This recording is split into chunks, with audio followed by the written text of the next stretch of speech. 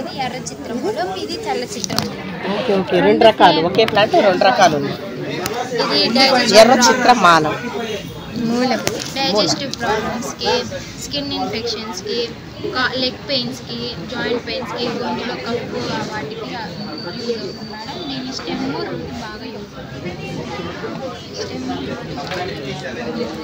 Okay, ఆకలి కూడా బాగా వస్తుందంట, డైజెషన్ ప్రాబ్లం లేకుండా బాగా పనిచేస్తుంది. Thank you. సర్పాక్షి స్నేక్ బైట్స్కి, గొంతులో కప్పు వాటికి యూజ్ అవుతుంది. సర్పాక్షి అంటారు. అంటే స్నేక్ బైట్ చేసిన చోట పెడతారా మిషన్? అక్కడ ఒక ప్లాంట్ కూడా ఉంది అలాగే కదా, సర్పగంధి,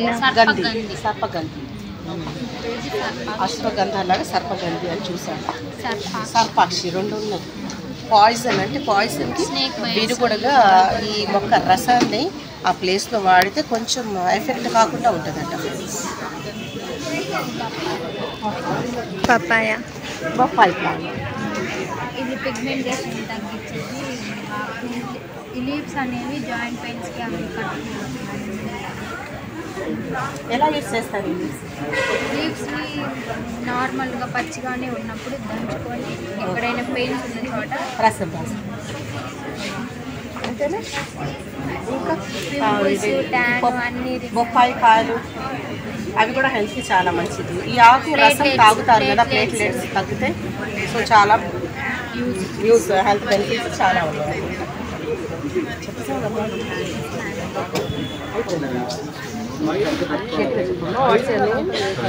రవీంద్ర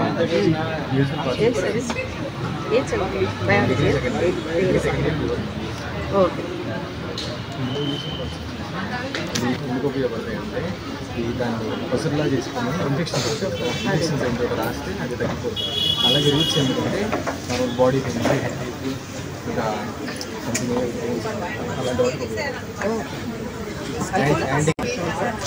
ఫీవర్ కూడా, షుగర్ కూడా తగ్గించింది. గ్లూకోజ్ లెవెల్స్, డయాబెటీస్ కూడా యూజ్ చేస్తుంది. Bacterial infection, fungal infection use చేస్తుంది. నేను ఎక్స్ప్లెయిన్. Thank you.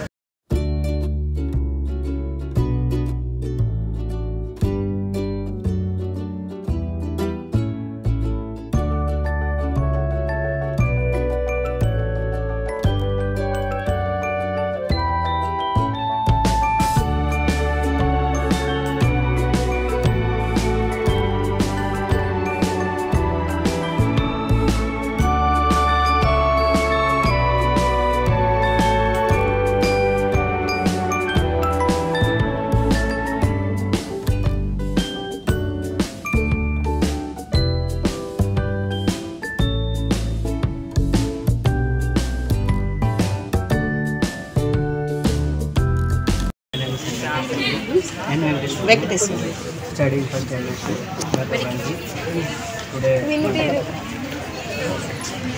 కేశవర్ధని, గుంట గలగరాకు అని కూడా అంటారు. ఇదేనా? ఇదా కేశవర్ధని? కేశవర్ధని ఇదే తీసుకున్నా. సరే, కేశవర్ధని హెయిర్కి వాడతాను. గుంట గలగరాకు కూడా వాడతాను. దీని లీవ్స్ అనేవి మనం ఫేస్ మార్క్ చేసుకొని హెయిర్కి అప్లై చేసుకోవాలి డైరెక్ట్గా. అట్లానే హెయిర్ ఆయిల్ కూడా తయారు పొద్దున్నే కషాయం కానీ ఆకులు కానీ తీసుకొని కషాయం పెట్టుకుంటా అంటే లీవ్స్ అప్పుడు ఇమ్యూన్ సిస్టమ్ తీసుకొచ్చినట్టు. అంటే ఏదైనా డబ్బులు జరిగింది తొందరగా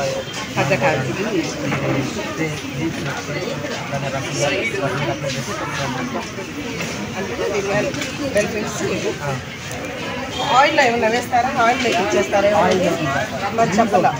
చెప్పాను. ఆయిల్ మేకింగ్లో థ్యాంక్ యూ.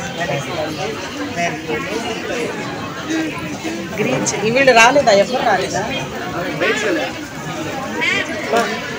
ఎలాగా మనకి యాంటీ ఒబేసిటీ అంటే ఒబేసిటీ రాకుండా చేస్తుంది, బ్యాక్టీరియల్ ఇన్ఫెక్షన్స్ రకరకాల వ్యాధులు వస్తాయి కదా, స్కిన్ కానీ స్టమక్లో కానీ అలాంటివన్నీ పోగొట్టాలి. అలాగే క్యాల్షియం వస్తాయి కదా, అవన్నీ కూడా పోగొట్టాలి.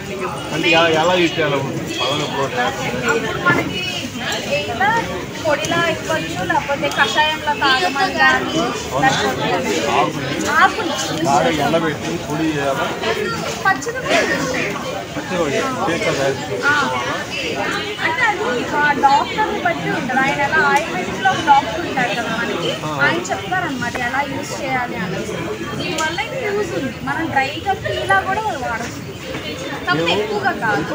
కొన్ని వనమూలి సంగప తయారు చేస్తాం.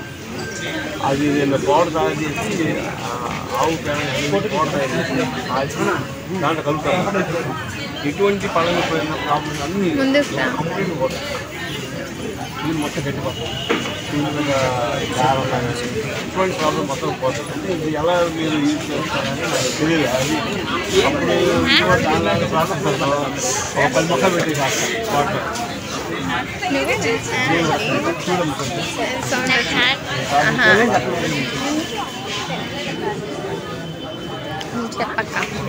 Myself J.K. Nisri. I am pursuing MSc second year microbiology. So this is Neelbandu plant. Okay. In scientific it is called as Indigofera tinctoria. నిజమైన నీలిబందు అని కూడా అంటారు.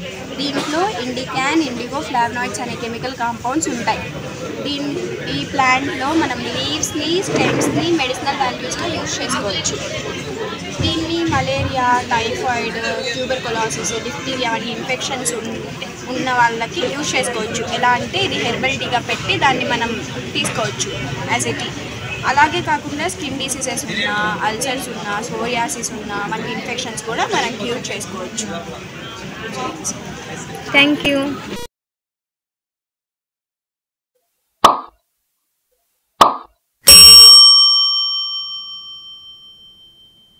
Please like, share and subscribe. Thank you for watching.